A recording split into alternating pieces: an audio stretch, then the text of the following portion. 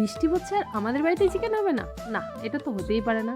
সন্ধ্যে থেকে ছেলে বায়না ধরেছে যে আজকে চিকেন খাবে, তো যেই বলা সেই কাজ।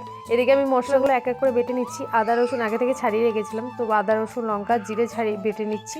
আর এদিকে কিন্তু পেঁয়াজগুলো কেটে নেবো। আচ্ছা, তোমাদের এর মধ্যে একটা টিপস বলি।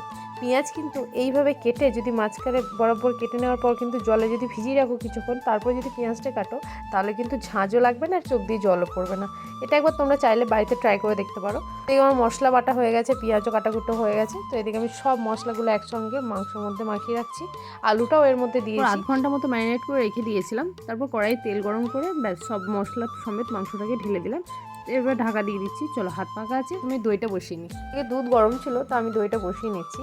আর এটা কালকের জন্য। এদিকে হয়ে গেছে কিনা দেখি। তো এদিকে আমি ঢাকনাটা খুলে দেখলাম, মোটামুটি প্রায় হয়ে গেছে চিকেনটা। তো কষানো হয়ে যাওয়ার পর আমি আবার এর মধ্যে দিয়েছিলাম গরম জল। ঠান্ডা জল দিলে এই কষা মাংসের মধ্যে টেস্টটা থাকে না, তাই গরম জল দিয়েছিলাম। ব্যাস কিছুক্ষণ পর নাড়াচাড়া করেই নামিয়ে নিলাম। চিকেন কষার সাথে কিন্তু রুটি খুব দারুণ খেতে লাগে। তো খাওয়া দাওয়া করে নিই, চলো টাটা।